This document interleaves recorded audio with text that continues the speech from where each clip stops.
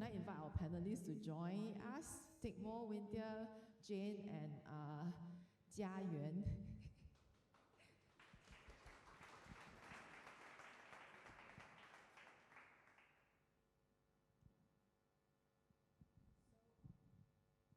And here, turn on already. Okay, can you hear me? Okay. So actually we have about 40 to 45 minutes today. So we actually have quite a large panel. So I will just have every panelist do a quick introduction of yourself, spend about 2 minutes talking about yourself, what you do, and maybe how you got into this. Okay, I'll start. So my day job, I'm at NTUC in the online grocery part of the business, looking after partnership customer programs and B2B. The side hustle, not that it's earning me income at the moment, the side hustle is I'm active angel investor. A long time ago, I was in VC for a short period of time, and I was always more interested on being at the other end of the table. And then my last job, I had responsibility for innovation, and in that job, in 2 years, I met easily 100, 150 startups, but I wasn't in a position where I could invest because of my role. Once I was not in the job, I started to invest. Okay, hi, I'm Tigmore. I'm a retired corporate executive. I was a president at Motorola. So after I retired, I'm a busybody. I cannot sit still. So I end up mentoring for free at NUS, SMU, different universities. So it took me a long time to invest.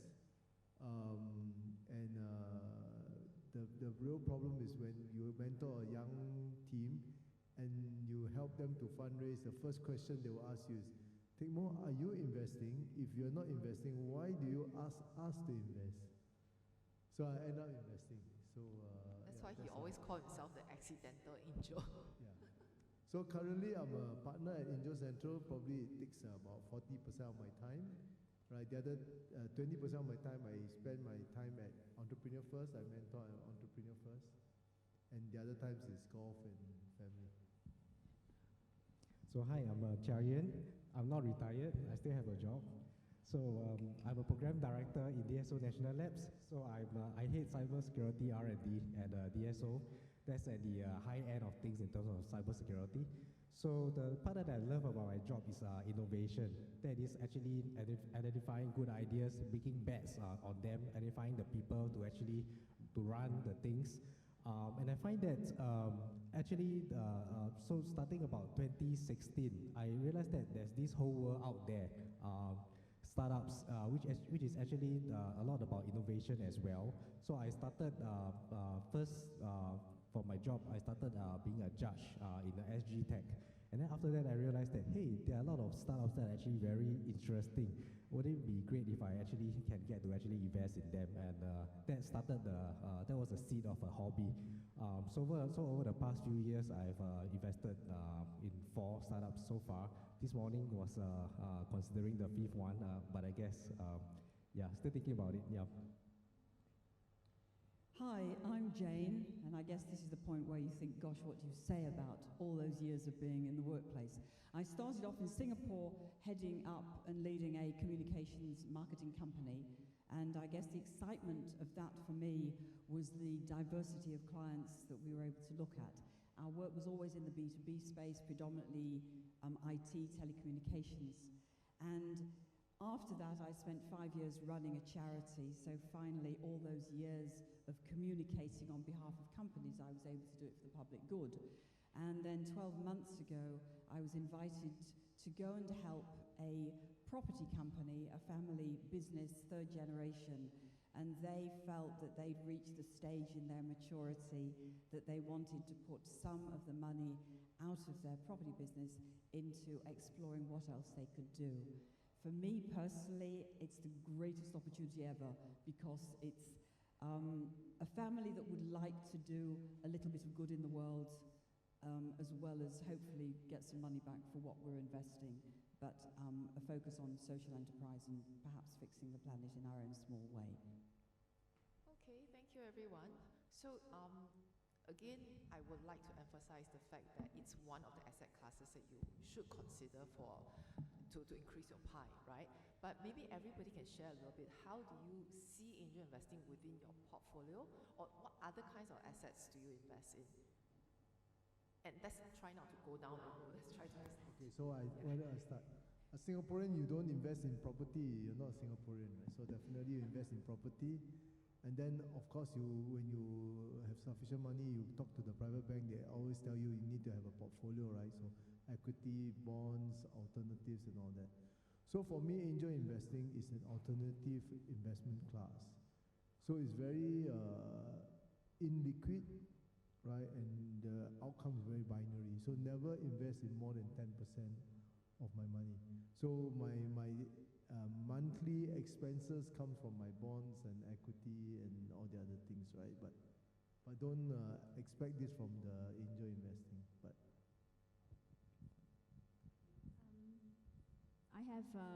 I started investing in stock when I was, I think 18 is the age that you could set an account, right? I can't remember. But whatever that age, that was the age that I set an account.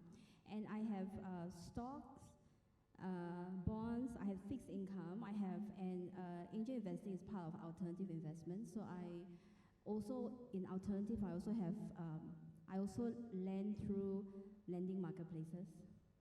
It's because, you know, I was part of the, I was active in Women in FinTech, so I was very aware of the lending marketplace startups. Angel investing is a sum of money that I've set aside, and I'm still in the process of trying to finish dispensing that money to a right portfolio of startups.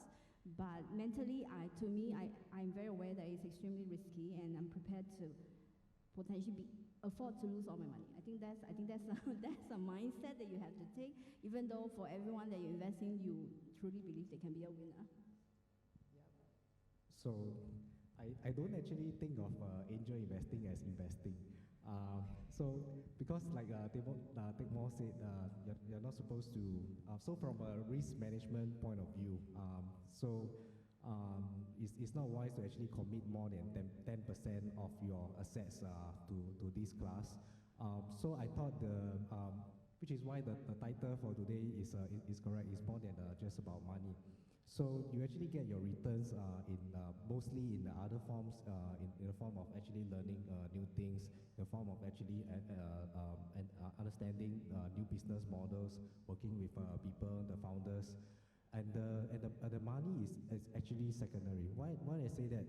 And that is because so it will take a long time for you to get your returns because it's not so liquid. So your 90% would be the main one that actually gives you your returns, and they are liquid, and you can see them on a day-to-day basis, on a weekly or a yearly basis. I'm the one that's going to give everybody courage, because when you're an expatriate and you live in Singapore, you get all these phone calls from people saying, "Let me help you invest your spare money." And for 20 years, I said to them, I haven't got any at all, because I put it all back in my own business. So I've hung my shirt up out the window and I put it back in my own businesses. So that was, I guess, exciting because it's sustainable and it now runs across the region. Then one day I woke up and thought, well, DBS has got how many millions sitting in it doing absolutely nothing. I better take it out of DBS and do something sensible. Because the age word, people kept saying, you know, you're getting older, you need to think about these things. So I've got a bit of a portfolio around all of the asset classes, and of course the money that you can invest in something like your angel investing has to be, I guess from my perspective, I would think it's the fun money, it's the money that you can afford to lose. To be honest, it can't be anything more than that. So it's, you know, you can go down to the casino and gamble it if you want, or you can say, well, let me put it into investing and have all the joy and the excitement of doing some research into new areas and exploring and thinking what is going to work in the future. And I think everything that's happening in the world right now proves to us that probably none of us can guess it at all, but we can have a little bit of fun in that exploration journey. So that's mine.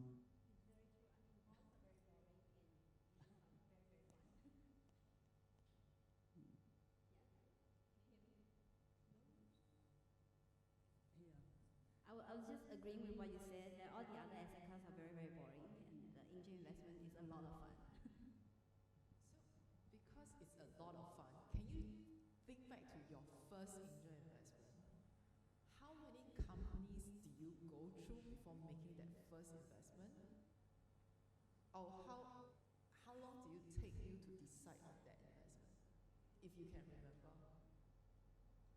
Okay, so I'll answer you for Repso, right? We are, as a company, we're just 12 months old, and we joined AngelCentral because we liked the idea of somebody bringing us curated opportunities, the fact that you had already gone through them, and so attended 2 or 3 sessions there, and in fact we joined on your first syndicate, I think, for last year, which was Nimbus, and that was one of the earlier of our investments that we did.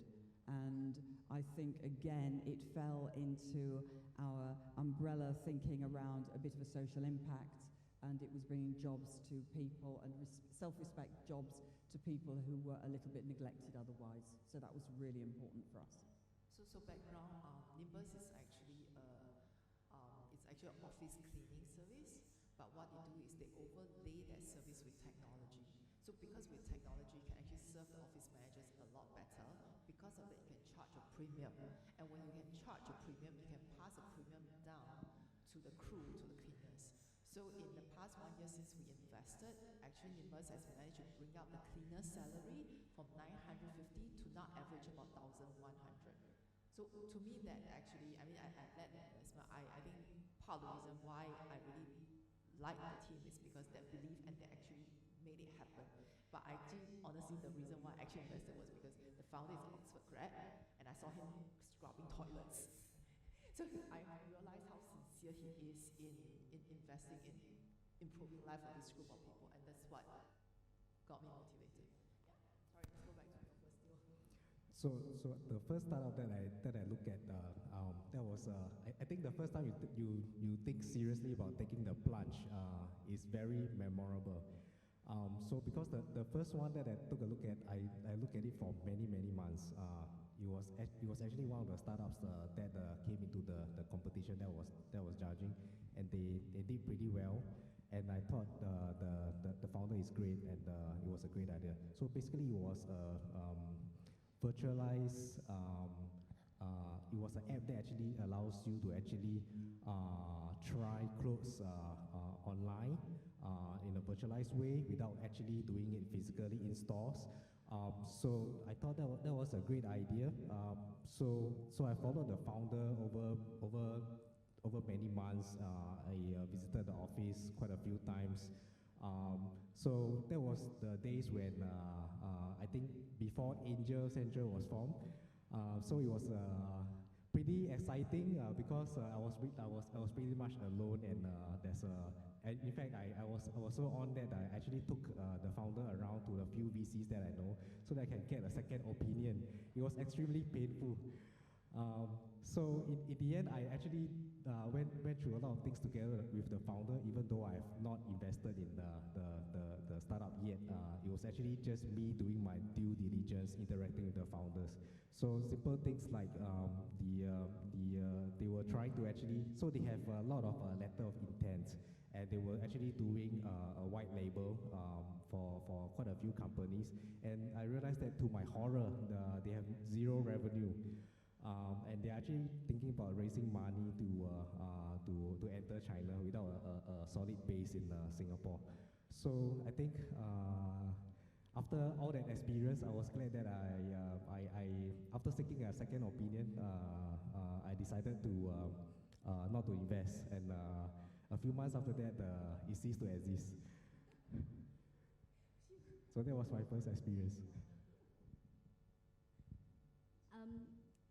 In my previous job, I was in insurance. So after I first started seriously looking, for whatever reason, a lot of the startups I was looking at was in insurtech. I think maybe 6 or 8 different ones, but I didn't end up investing in any of them. Sometimes I think it can be a bit of a problem when you're really familiar with the space. So you look at it, you see all the negatives. Then I ended up making my first investment in a completely different field from insurtech, and it was one of the graduation cohorts from one of the early last year's EF cohorts, and they were developing data algorithms to analyze visual data, but what they were building was a social marketing influencer platform. And I met them when they were 3 months old, and I was so surprised that how much they already have learned and the insights they have in a field that 3 months ago they didn't know anything about. And I was also very impressed at that they were smart, but they were also street smart, and they were executing really, really fast. I indicated interest, but I said I like to see a VC lead because you're too lazy to do due diligence and valuation. And then we still went on for about 5 months before we actually closed. And since then they have customers, including agency networks in multiple countries in Asia. So I think they are doing okay. So I'll tell you my story, and please do not follow me. Because after I left Pursuing Internet, I get a huge bonus for leaving the company. And my first investment actually had happened in 07 or 08.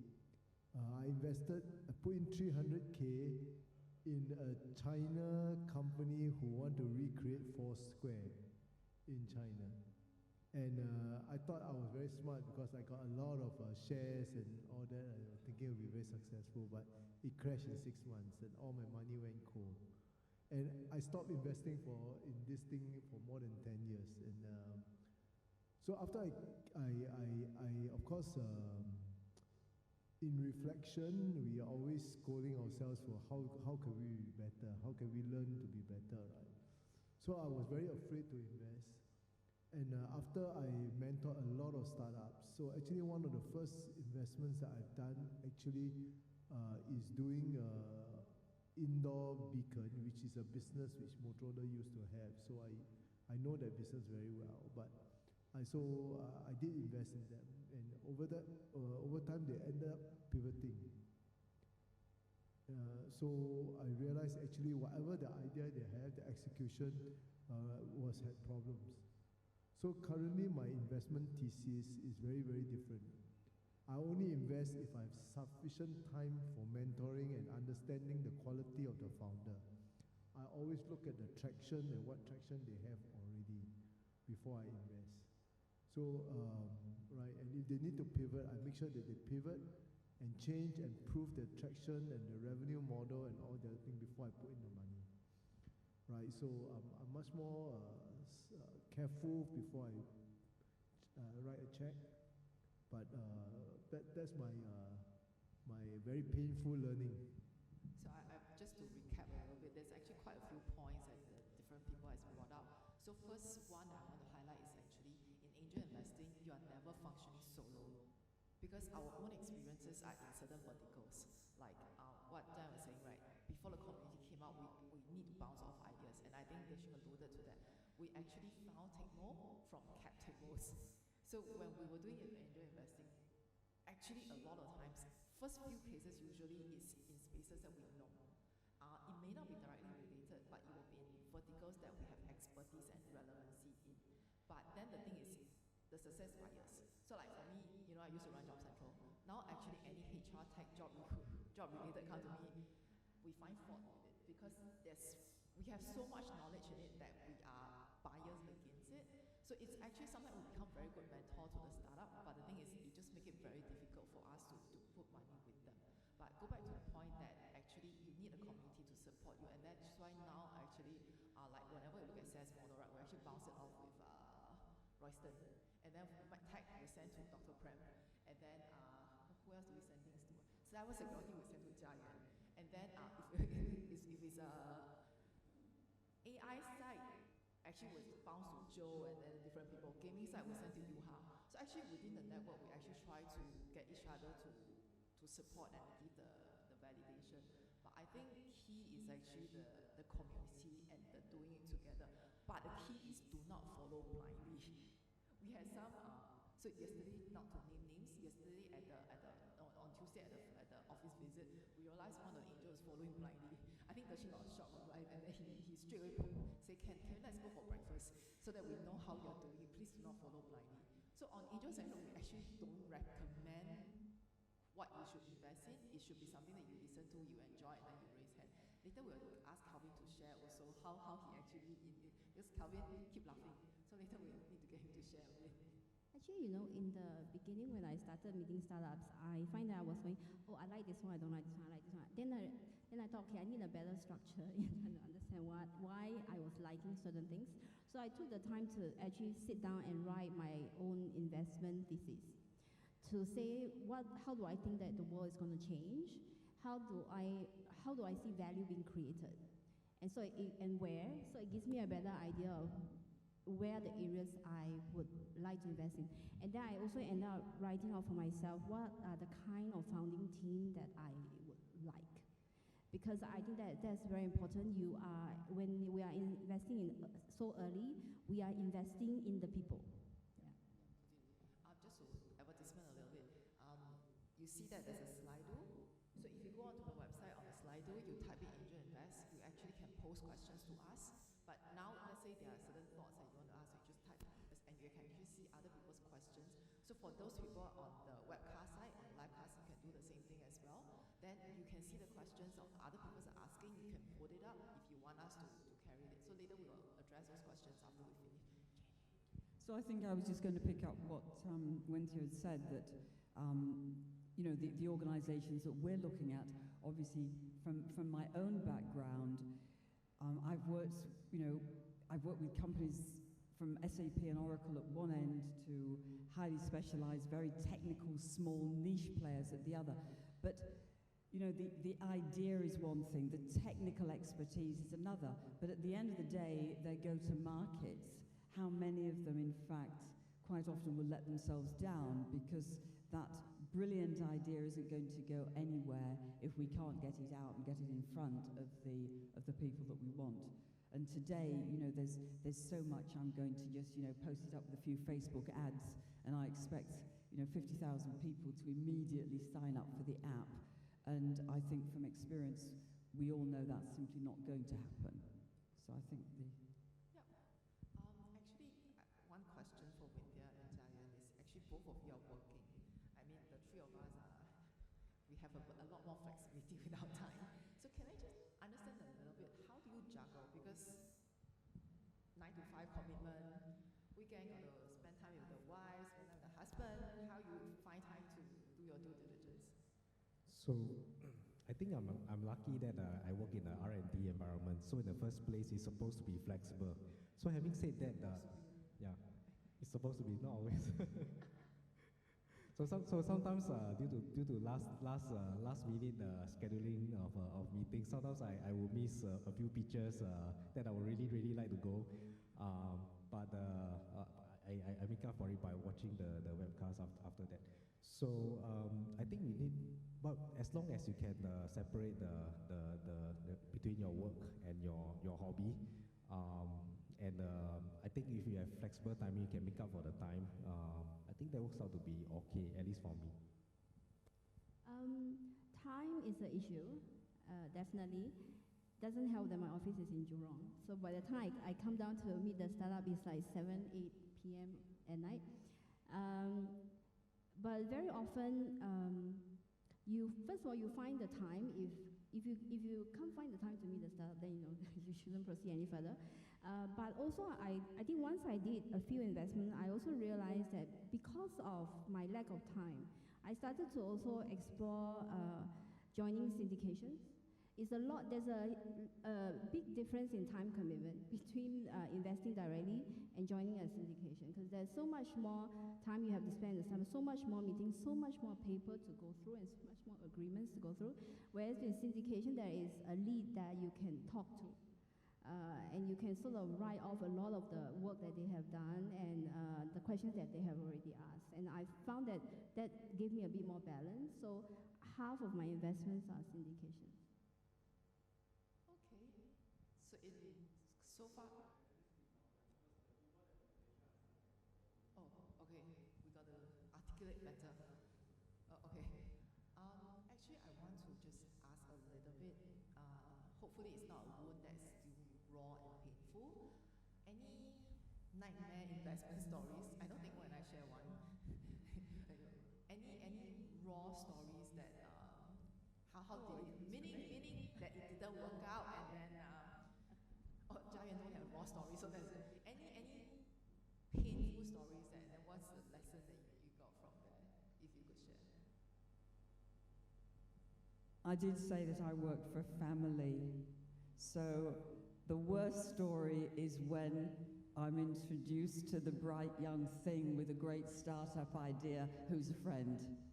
And then there's a choice. You know, you can kind of say, well, this is not good, and let's just all run. Or we could have a bonfire and just set fire to the money. We could do lots of things with the money, but we shouldn't give it to him. So, of course, we have had a couple of interesting occasions where perhaps it has been an emotional investment. And I think, honestly, everybody surely has their emotional investment. So that's probably the warning. If you feel that it's real love, then maybe you shouldn't do it.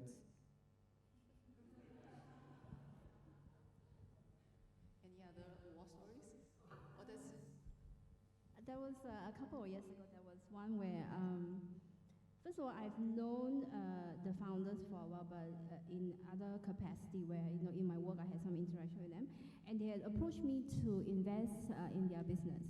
And I was finding it very difficult to get a grip of sufficient data about what's going on with their business.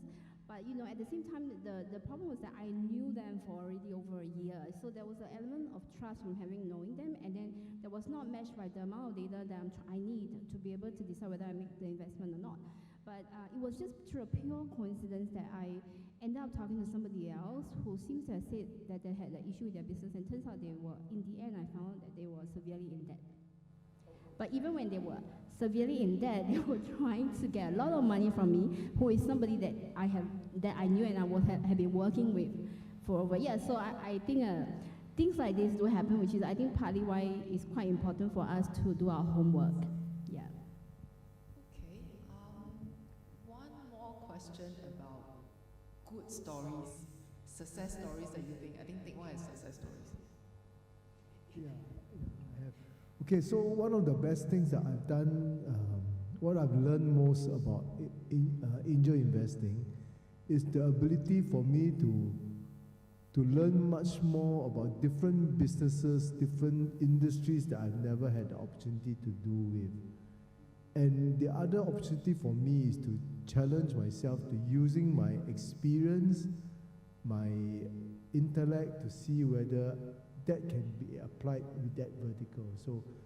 So since then, I've invested in a property company, a startup, equivalent to Airbnb for corporates. I've invested in home care services, Homage. I've invested in IoT, crypto, custodian services, which is a financial service which is not available in crypto currently. So a lot of verticals that I previously didn't get a chance to do because my background is IT and telecoms, right? But at the end of the day, I learned much more about, number one, using fundamental first principle business models to challenge yourself. That's one thing I learned. The second thing I learned is, at the end of the day, is a person. And how do you encourage the person? How do you coach the person? How do you help the person to be better? And at the same time, I get better also, right? Because I learn from him how he solves problems in different ways.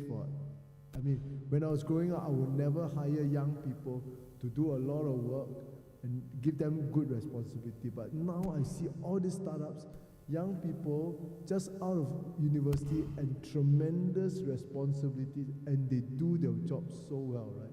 So I'm very, very encouraged by getting much more learning from these experiences. So beyond the money, of course the money is important, so I make sure that my picking of the startup, my investment, my outcome is good. But I get much more over my life learning my energy. So this is what Jane kept saying is actually gray matters, and then the second boost, right, in our values in life. I think that learning is really enormous, that, you know, you suddenly, I mean, the blockchain word came from nowhere for all of us, didn't it? And I mean, I guess, you know, we had a choice as to how much we wanted to invest in time and learning around that. I think the other amazing opportunity for me, again, as a family fund, has been being able to explore, again, that young talent. We've had a couple of startups come in our direction, and it has been, they're not ready yet for the investment, but we've been very happy to commit the time and the resources and the space and the mentoring so that they're able to pull their product really together. And I think that's a luxury that most people probably don't have. And that's been joyful. Actually, everybody alluded to that. It's the founders that is actually the key factor that you're looking at because of the trust, experience, after mentoring and all this. So actually, just to share experience, last year or the year before, we did a deal with the family office. The family office was going to start up scene for the first time. And for due diligence, they hired a big four to do financial due diligence. So of course, the recommendation is do not invest, right? Because the due diligence discovered that the founder has no idea what cost of goods sold means. So the classification was all wrong, and then it was not revenue-based, it was not even accrual basis. So the first meeting that we had was actually explaining to the family office how to do this. So coming back to share the story, I want to get a sense of how do you transition yourself from, because when you're doing bonds and equities, it's very financial-based, right? It's very number-based, your cash flow analysis and things like that. But in the startups, it's people-based. If somebody tells you can do net cash projection, I think the person must be dreaming. So what do you look for in the founders actually? So I think the similarity between angel investing versus the more conventional kind of investing, say in the public markets, buying a stock or a bond, there is a certain fundamentals, except that for startups, it is not that clear cut. There is the founder effect. There's a qualitative aspect of that as well. So in terms of the hard numbers, usually we'll be looking for traction, and by traction we mean one way can be revenues. During the .com years, there was the eyeballs. That's not valid anymore. So in terms of revenues, so usually if your revenue is significant, say 6 figures, 7 figures, and you're actually growing month on month at a decent rate, that is what you would call traction, and that is I think the first step to at least for me, to be seriously interested in a company. The other aspect would be the founder, whether the founder is laid back or hustling. That makes a lot of difference. Does the founder actually understand the entire business landscape, the business model? So all that can make a lot of difference. I think that the story of the founder, one of the aspects is, you know, the leader, where he's got 3 of them together and they've just founded this and they're absolutely tight. But then what is their potential to grow? Because at the end of the day, success is going to be like any of our organizations. Is that one individual going to be able to keep that vision on the wall and get a growing team behind him? Particularly fast-growing organizations have so many challenges, and if it is going to be a successful startup, then it probably is going to be extremely fast-growing. I think for me, first of all, it needs to be a space that I'm interested in, and I think that there is value creation that can be realized. Then for the startup itself, there are 2 things that are really important. One is the ability of the founding team to learn. Because the reality is that I expect that when I'm investing, they may have painted a whole idea of what they're going to do. As they start to execute, they are bound to encounter data that is going to suggest that they should make changes. And the ability to learn as they are executing is really, really important. The second part is obviously there are any signs at all that they are able to execute. because they're at the very early stage. There are many startups that are very big on the ideas, but they are very low on the execution. So you really do not know whether they can execute, and that is something that is very, very hard to assess. So if any of you are familiar with the startup life curve, you will know that actually in the front part at the valley of death, people who typically angels invest in this period at the valley of death, and terminology-wise, people who invest in this group are called the FFF. They're called the family, friends, and the fools. Okay, so I think part of what we're trying to share today actually is, even though it's a high risk, it's actually something that it's monetary-wise, actually financial returns could be very high. It's high risk, high return. But at the same time, I think you owe it to yourself to make sure that you do enough homework and not blindly follow. If you really want to gamble, I always tell our members, if you want to gamble, don't join us, go Marina Bay Sands. Because we are not here to gamble, and we're not here to follow blindly. So that's why this kind of platform, where for us to actually learn from each other and build the friendship, build the community, and learn from each other. So actually, without further ado, I think we have quite a few questions that I just realized. Actually, if you guys get into the Slido, you actually can see, but I'll just read it out, the questions. So the first question that we have is from Philip, that says that, hi there, you mentioned on your website that you're not a fund, even though you structure SPVs in a risky asset class. Which regulation do you fall under? So to be very clear, AngelCentral has no fund behind AngelCentral, so it's actually individuals coming together to fund the startups.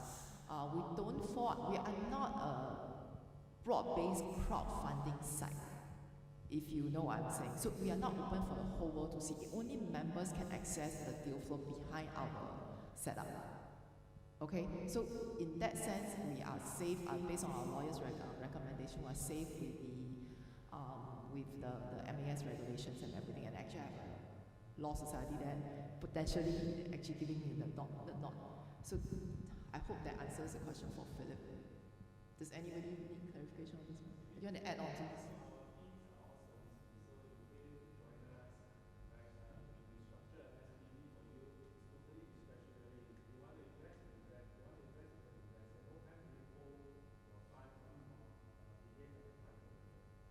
So to be clear, we're not a consultancy service as well.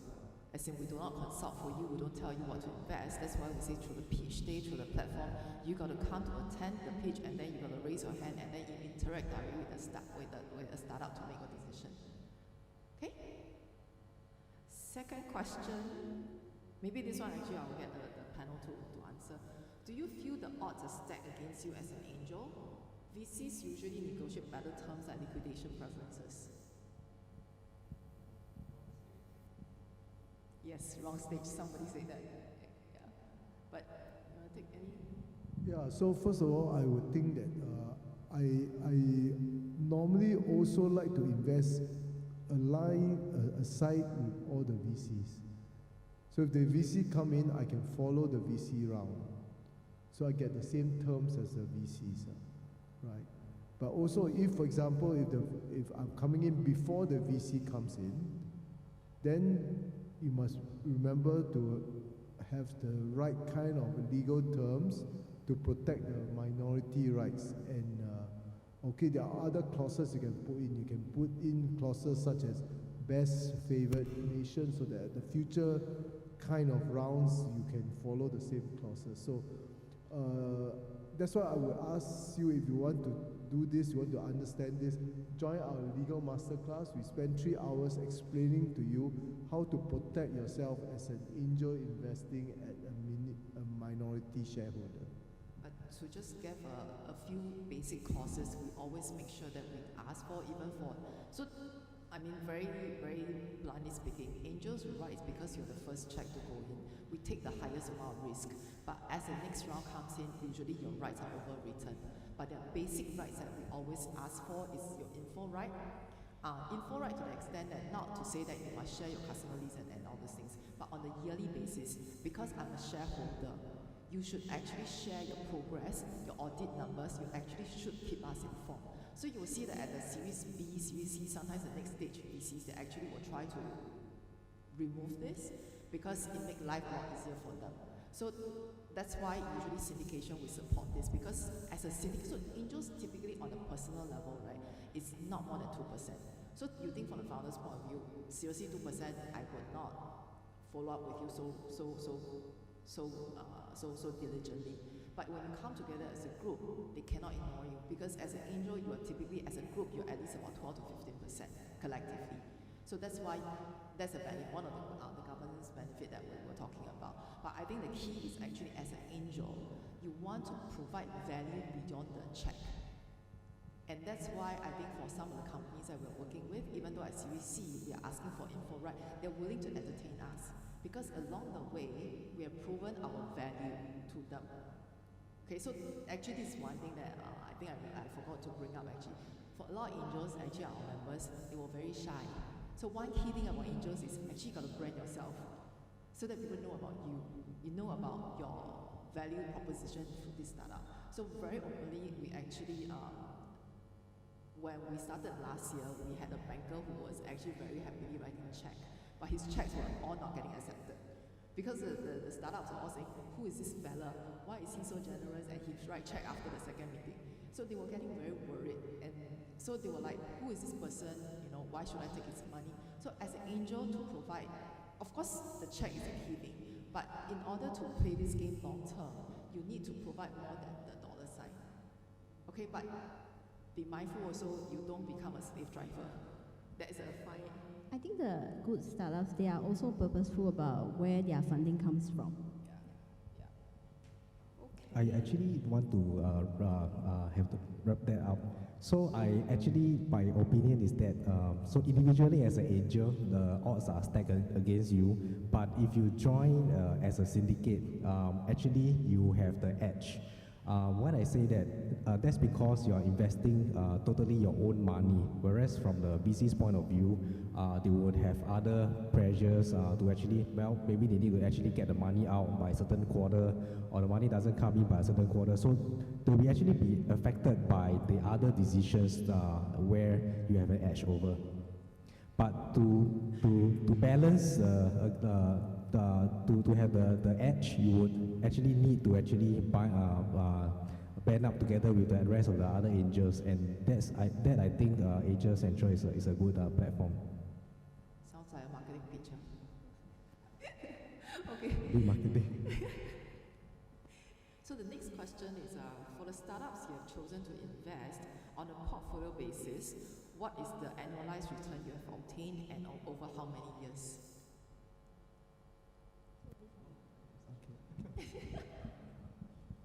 So I'm very structured. So my view is, for you to get the maximum outcome is at least 5 to 7 years for every company, right?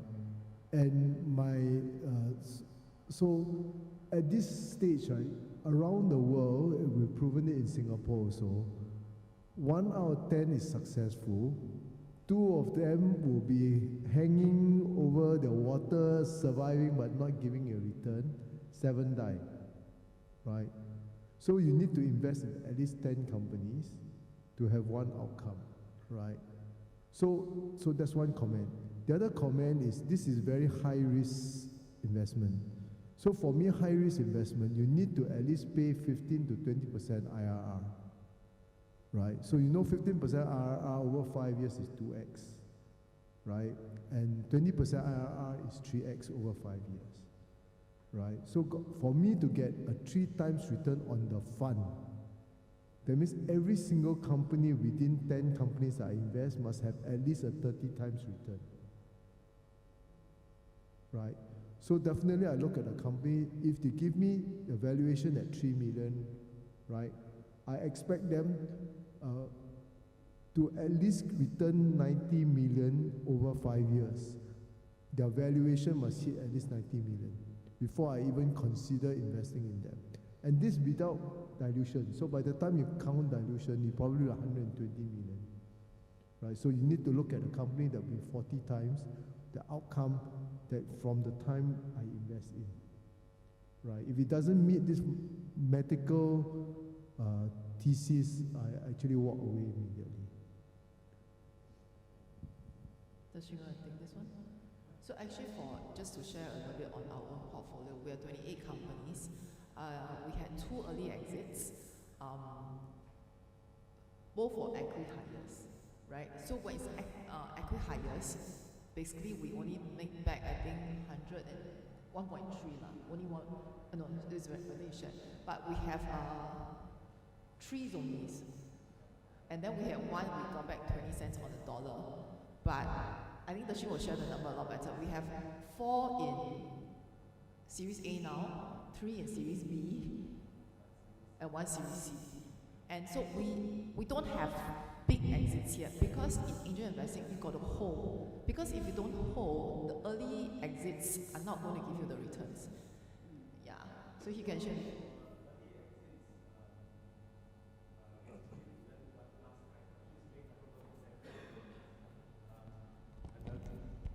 Yeah, I'm the accountant in the household. That's why. Okay, so she outsources it all the way. Yeah, so because of our workshops, we actually track our TVPIs and IRR. Prior to that, actually, I put it all at book value. So I strongly recommend putting everything in your angel investing side bucket at book value, simply because it affects your overall leverage ratio, right? If you manage your own portfolio. Since 2011 till now, we are at 25% IRR because we made a lot of mistakes in the beginning. We had way too big bite sizes. We invested 360K in one. It almost died. Some died. But since we started doing full time in 2015 till now, it's actually very strong. We're at 68% IRR, 3.3 TVPI, right? Which is actually beating almost all the VCs we invested in. Actually, we beat all the VCs we invested in. Right? So that's why we are carrying on to do this. We think we are getting better at picking.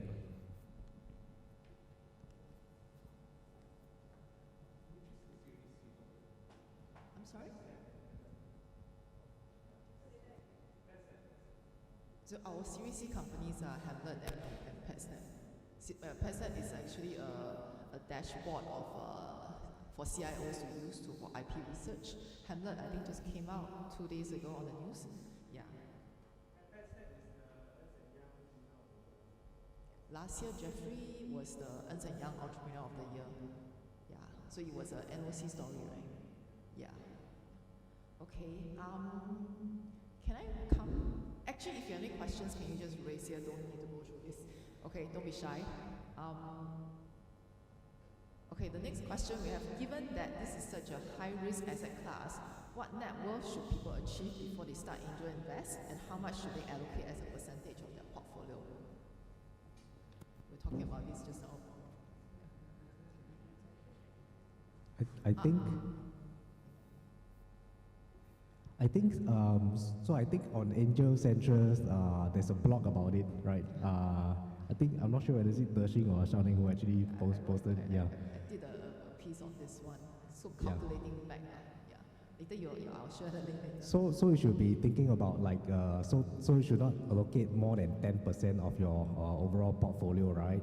So that you should be, so just now Timo was saying that you should be investing in not just one, you should be investing in 10 to 20. I think 10 minimum, if you can 20 at least. So if you actually think about per company, per startup, the minimum that you can go for per syndicate is 25K usually, not lower than that. So that I think if you actually do your sums, it works out to I think minimum 3 mil-ish, definitely higher if possible. Okay, so actually that's a politically correct thing to say is you should be to invest in a fund. Okay, to be a government-endorsed MAS licensed fund investment, you need to be an AI. So based on MAS definition of the self-declaration, you should at least have 200K of salary, or your personal net worth should be at least 2 million and above. But there are a lot of investments that actually, when you talk to the startups directly, they actually do not go through the KYC check. Okay, so I think from the government's point of view, as long as the startup is not broadcasting their fundraising call, they don't need to. Actually, you don't really need to meet the. Okay, am I going to get it? You don't need the AI to. Yes. Yes. So it's more of from the MAS point of view. Actually, is to make sure that you know what you're doing, and they assume that when you have a certain amount of net worth, you know what you're doing. That's why there is this AI requirement. Yeah, so for our syndicates, we are trying to be a bit more kiasi, and that's why we follow this. But technically, from the startup's point of view, most of the time, they actually don't require this. Okay? Yeah, so that's why on our, it's a lot of readout. Actually, you should actually read out all this on your own. But for our platform, that's why you notice actually for us, it's more of bridging the potential investors and the startups. That's what we call an indication of interest. Okay, so you have to find out more from the founders and talk to them further to understand where they're coming from and why you're investing in them. Fair? Okay. We have a question from KL side. At what stage should the angel investors start to invest in the startup? Actually, you can invest in the ideation stage if all you want. I think you got to form your own philosophy. Yeah, so maybe my comment is this: there are different type of, because we are a lot of angels in our platform, so I would categorize it two types. One type are ready to invest on an idea, and they like the founder and they are willing to take a bet. Of course, this valuation is lower. Okay, there are other angels who only want to invest after they see sufficient traction. They want to know their revenue, what's their cost of customer acquisition, what's the lifetime value of the customer, what's their growth, right? What are the secret sauce behind your success, right? So you need to go and figure out your own investment thesis.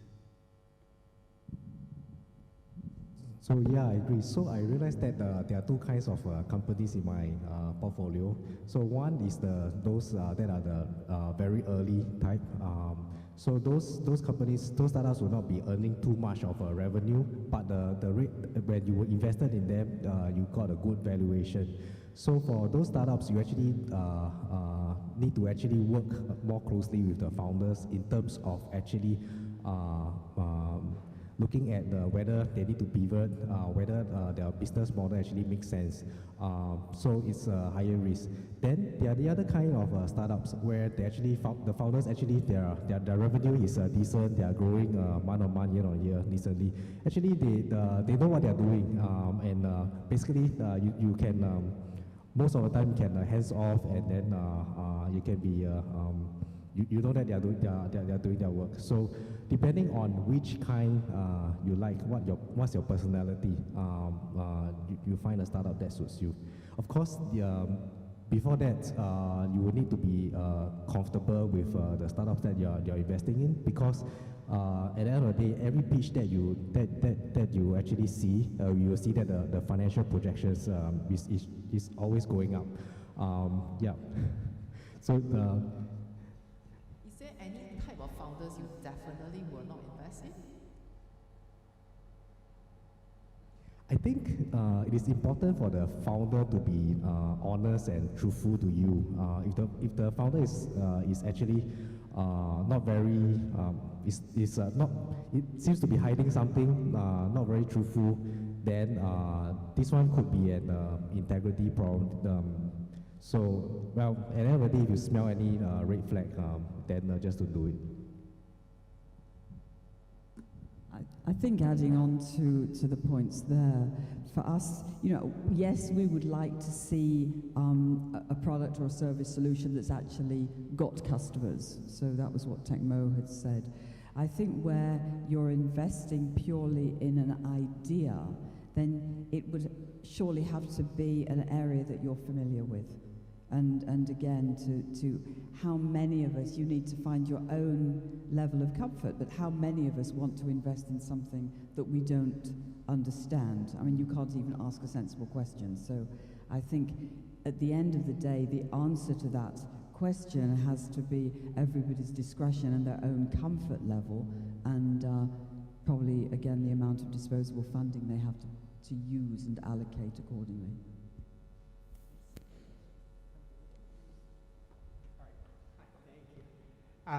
Two questions. The first one is, do you also do debt, like SAFE or convertibles, or only equity? And the second one is a $64,000 question, which is, do you have any suggestion on how to evaluate these companies? Because it's like one of these artistic form, in my experience. So if you can share any of your experience, that would be appreciated. Thank you. I'm going to let you go on this one, Tecmo. I think that really is the $64,000 question. So your first question is, what instrument do you invest in? Of course, the popular ones are convertible note and equity. So convertible note actually is a debt instrument, right? So if actually the person pays, if the founder pays you back your debt and give you some interest, that doesn't make sense on my investment thesis to take this risk and get an interest and a payback. So for me, even if I look at a convertible note, I want to know at what time do I convert to equity, at what terms, and what is my outcome, right? American companies, American VCs like the SAFE note. Actually, I find the SAFE is the most unsafe note. It's not even an investment, it's just a warrant. So actually, I actually don't like SAFE, but it's very popular because this American has popularized it. All the startups can find the document, they don't need to find the legal terms and all that. So it's very popular. So sometimes we don't have a choice because everyone is using the SAFE note. So the second question is, how do you evaluate the value of the company? That's not science, unfortunately. It's an art, actually. I think there's a market price for pre-seed, no revenue, very early idea. There's a market price. So all these prices are set by VCs. So it depends on supply and demand, the amount of supply, and the VCs, how much they are willing to offer this valuation. So unfortunately, when I look at this valuation maybe 5 years ago and now, the valuation has moved. It's moved because there's much more money from VCs, and as usual, right, there's the good companies, the good startups, a lot of VCs want to invest in them, so the valuation go up as well, right? But for me, from a mathematical angle, I always look at two things. One is, can it support my long-term thesis of 5 years and 7 years, giving me my 15 to 20% return? So if they don't do this, I cannot accept this valuation. For example, if I think the company can be worth 100 million, there's no way I can support a 5 million valuation, because 5 times 20 is 100. That's too low for me, right? So, I mean, that's just one. And then you need to consider dilution and all that. So that's one thing I look at. The other thing I look at is in the journey of a startup, normally they raise at least 3 rounds or 4 rounds of fundraising. So they normally raise after 18 to 24 months.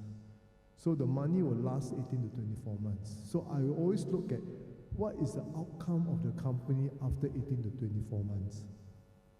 What is the shape of the company, and how the VCs and the industry would value that company at that stage. Of course, you're right. All the projections are, so you can take any discount or blah, blah, blah, and come up with your own idea of the shape of the company. And for them to get to a 20 to 30 times return, the second round needs to be at least 3 to 5 times up over my valuation currently. So if after 18 to 24 months, the value cannot support at least 3 to 5 times, it means that this valuation cannot be supported. So to add, the vast majority, so if you actually work backwards, the vast majority of the exits, except for a few exceptional cases, would be in the ballpark of a few tens of millions, let's say 20, 30, 40. You will have a few rare exceptions where you can actually exit 100, those will be the IPO types. So working with the average, you're hoping for like the 4x, 5x returns. So if you actually work backwards, your valuation when you invest should not be, most of the time, it should not be more than 10 million. So probably 5 plus minus. So that's one way of looking at it. The other way of looking at it is actually to go with the multiple of the revenues. So of course, if the startup is pre-money, then actually you can't rely on that. So it will be purely based on your assessment of the founder, the business, and so forth. But when the startup actually has some traction, a multiple of the revenue.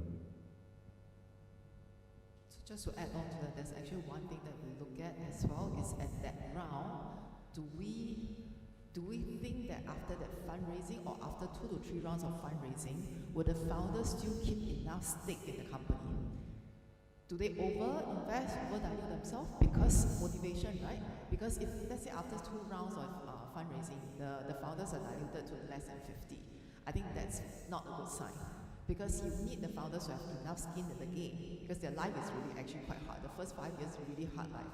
So if they do not have enough skin in the game and they actually can't draw a decent market rate salary, you can rest assured this business is not going to last very long. Okay? Yeah, hi, thanks for this. Having a great time listening to you, learning a lot. My name is Shiva. I run a venture builder. In fact, we are situated in this building. We build businesses that make our cities more livable. My question is, how do in the exits that you've had, the few exits, how have you exited? What has been the process? Typically, when subsequent funding rounds happen, the number of outstanding shares, they increase, right? So you're diluted. At what point do your shares get acquired at a higher value and you get an exit? Is it when the company gets acquired? How do angels exit? I think angels, so it depends on your philosophy, I would say. So Dashing and my philosophy is we follow the founders as long as they are deep committed to the business. Okay, that's why for us, our philosophy, as long as the guy is committed to the business, we'll follow him. But we have a budget cap per deal. So we know that based on our own strategy, we know how much money we can invest per deal. So we must keep our discipline. Yeah. But usually, if let's say angels, you're not providing value in that whole process, actually next round VCs, when they come in, they will want to buy you out. So when they buy you out, it's actually sometimes it's actually administrative reason. Because to manage a 0.8%, the cost of managing a 0.8% is actually the same. Yeah. So sometimes it's logistic issues.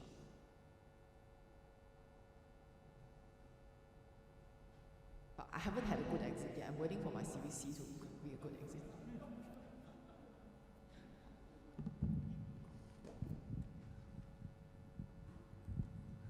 Hi, I'm Oscar. I'm actually a venture capital lawyer. I was working on the Hamlet deal and on another deal with Jane recently.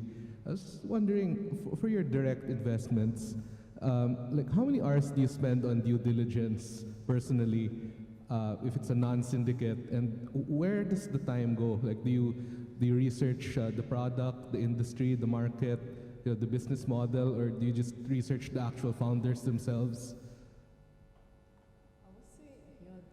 I would say for Hamlet, that deal in particular, Dashing did most of the due diligence, and so our process is actually one person will go deep, but the thing is, our family rule is both of us must like it. Both of us must be okay with it. So in that sense, we have two brains working on it. Yeah. But for me, I definitely has to meet the founder. So I met Johan over some kopitiam, And then it's really true that he convinced me of what he's doing, and then verified the fact that the two of them, so Yuan and Zinos are both actually working on it full time. Because one thing I'm not most worried, because I realize some founders, I mean, it's a life too, right? Because they usually try to play safe, so they will work part-time, and then they will tell you it's actually full-time, but it's actually not full-time. So you actually got to have that conversation to validate that, some of the parts, so it's go back to the trust. And I think it's very difficult to establish trust if you don't have that face time. Yeah, but due diligence actually depends on how late stage.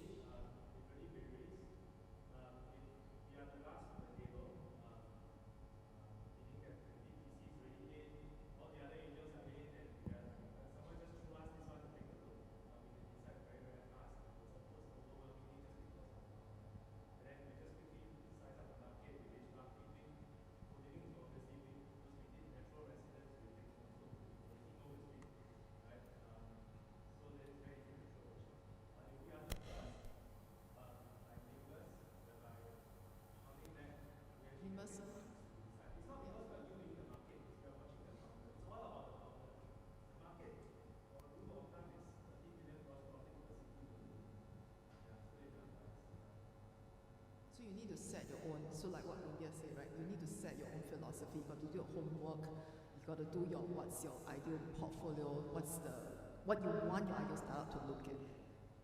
But of course you got to plug in a certain amount of flexibility, because otherwise you are going to template your own founding, your teams. So maybe give you my comment. Normally if I follow other people, I will check less. I will only look at what I want to look. But if I'm the only person who does the investment, I lead around, right? Recently, like MedTrack, right? So you can do very early kind of thing before you spend enough time. So for example, the founder will tell you he's doing this, he's spending money on this, he's getting this revenue. The very easy thing for you to do is, okay, show me your last month bank statement. In 10 minutes, you look at what is coming, what's going out, and you ask a few questions. Definitely you immediately would know that whatever he says is true, right? Actually, and then ask some questions about how do you make these decisions and all that. So that's my first cut before I go in and do much more work, right? Of course, when you do much more work, then you want to meet the customers, you want to meet the suppliers, right? You meet some people to go and check some of the other discussions. You meet the staff, you meet the CTO, the other founding members, and so you can do much more. But normally, you do some early filter to go and figure out whether they are a company where you would like. Can I pick you up for everybody on that? Right, as an angel, as a small investor, and I don't know how everybody in the room feels that you're going to march in and say, okay, could you show me all your bank statements? How confident do you think our angels should be as a community to demand that? Because I think there would be a reluctance, to be honest. Okay, so I've got two advantages, right? So number one, I mentor a lot of startups. So every year I mentor easily 20 companies, 20 startups. So when I mentor them, I always have the eyes, the goggles of to help you. So I always start from this angle to, okay, can you show me so that I can maybe figure out there's areas that I can help you with. So when you build your reputation like that, people are more willing to open up for you. So not just because I'm investing or all that, because I think they potentially feel that they can learn something from it. So that's one.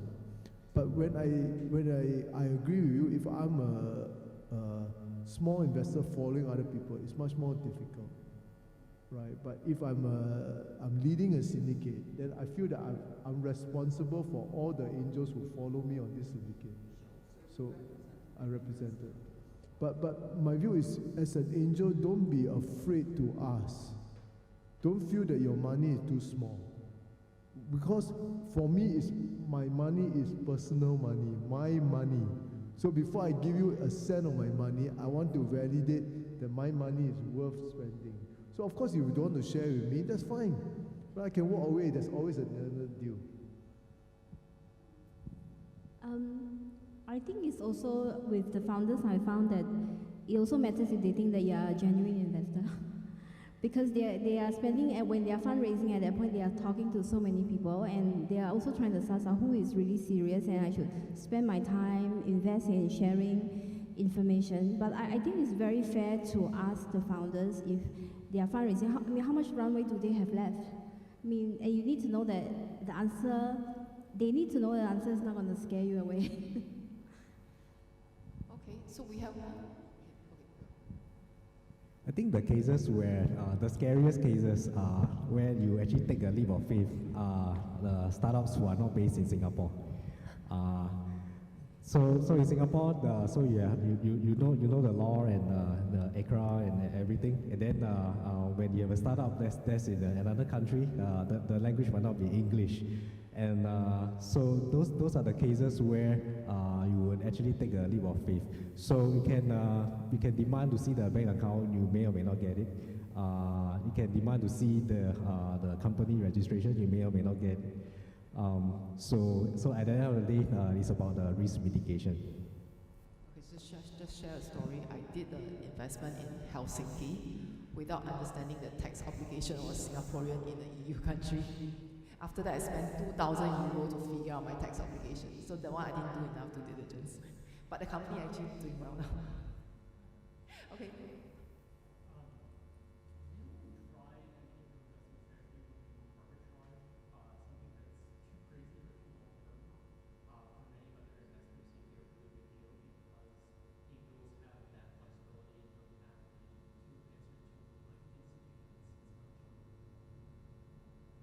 Sorry, I don't quite understand. How do you arbitrage?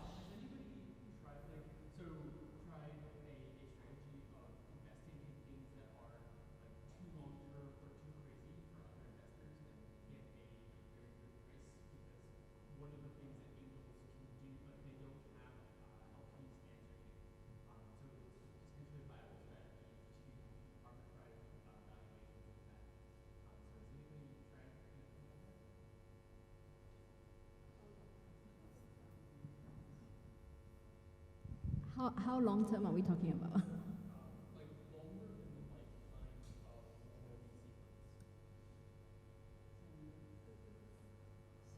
So a normal VC fund is about 7 years, right? So you're talking about, basically it's very patient capital to not look for any returns in that 7 years.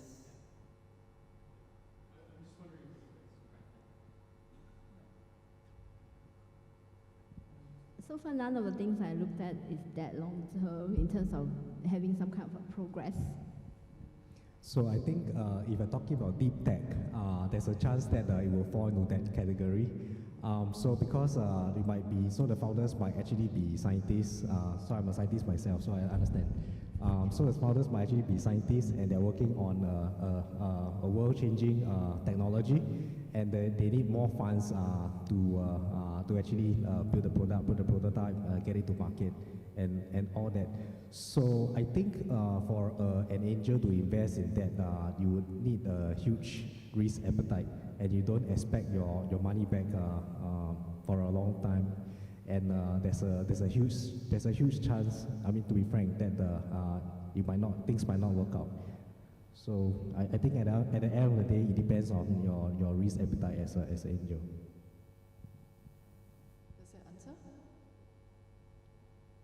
Okay. Okay, I want to bring out this one that had 3 votes. Global hubs are in Silicon Valley, which is a place for innovation, and China, where you have very hungry entrepreneurs. They work 996, meaning they work 9 a.m. to 9 p.m. 6 days a week. What is lacking in Singapore's startup ecosystem? Basically, are Singaporean founders hungry enough? Do you think so?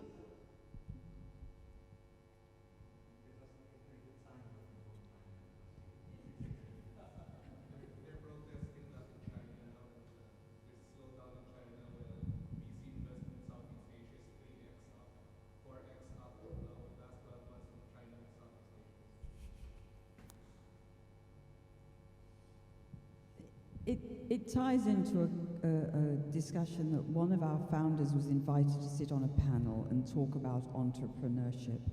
And I think Singapore Inc. is selling the entrepreneur dream as something that is so easy, right? Everybody should be an entrepreneur.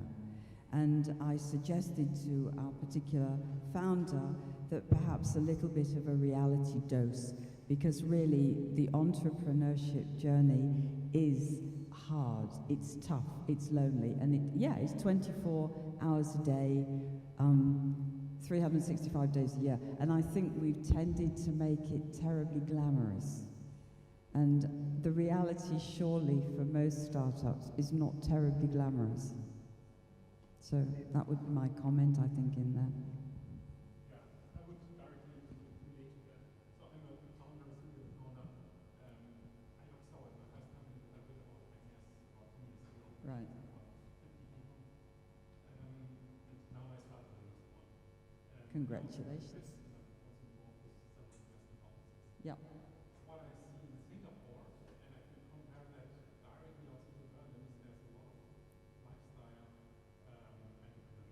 Yeah. I mean, there are plenty of very serious entrepreneurs, and it is hard work. Everything actually moves to the edge of your life and you concentrate on getting your baby or something. Yep. But there's a lot of also where I travel around for a year around the world, or where I hang around with startup community. And that has nothing to do with Yep. Yep. It's very true. So as an angel investor, for me, it's very important to try to distinguish between the two. And so for me, I don't think I will ever invest on plan. So I always need to see sufficient execution to have the confidence that the founders are really trying to do this, and that they appreciate how hard it is. And one of the reasons I also invest is I definitely agree with what Deshing said. It's a way of living vicariously through them. And I have a lot of respect for the people who have decided to make that leap and is trying to build a business and create new value. So I think I agree with Jane that there were a lot of hype in the past 5 to 10 years, and a lot of people are in this space for the wrong reason. So that's why go back to the founder, motivation, what drive them to make this, and is there enough execution to prove that they really know this as a business rather than just an idea at the back of their head? So in the past years, we actually noticed there's actually one group of what I call the trade fair entrepreneurs. They're always at all events, rubbing shoulder, being seen at the right place. But then the thing is, are they actually building a business? You keep seeing it at the same place, but then the business is not growing. The business keeps changing. Yeah, so personally, I actually wonder why some startups like to call themselves serial entrepreneurs. To me, it's actually a very negative term. It just means nothing work. But they actually thought that it's a pride thing, right? But to me, just because one business takes at least 5 to 10 years to build. So if you're 25-year-old and you call yourself a serial entrepreneur, do you every 6 months jump ship? So they don't realize what it means. So some of I know actually a lot of founders are tuning in. Please know what serial entrepreneurship, the connotation of what it means. Okay? We are running out of time apparently, but we actually have a lot of questions. Actually, one very interesting question is how do we become a partner at AngelCentral? So that one we can talk offline. Yeah, okay. We definitely look for more partners to work with. Yeah. So we'll hang around for questions, so please come and talk to us. And I hope that today is also part of our marketing drive for us to grow more members. So actually, I think Tuesday we had one of our most successful syndication office visits. Actually, the company is at 1.4 million. You went in, right? Oh, you didn't go in. You went, but then because she couldn't make it, the office The visit. day job challenge. The day job challenge. Yeah, so actually part of the benefits of being a member with us is actually on a money basis, we actually have a pitch day. But if the members can't come down for the pitch, we actually video the startup pitch. So through the platform, you actually will view the pitch and the information through the platform. But be very clear, the platform is to bridge startups with angel investors. And actually one question here is about what's the difference between angel investing and crowdsourcing. Crowdsourcing means you open up for the people to view and to nominate themselves to be an investor. Angel investing is, I think from the investor's point of view, actually, I think actually not so much difference, but maybe a check size difference. But from the founder's point of view, there is a very big connotation difference. So we can share about it. Whoever asks this question, we can talk about it offline. Okay, thank you so much.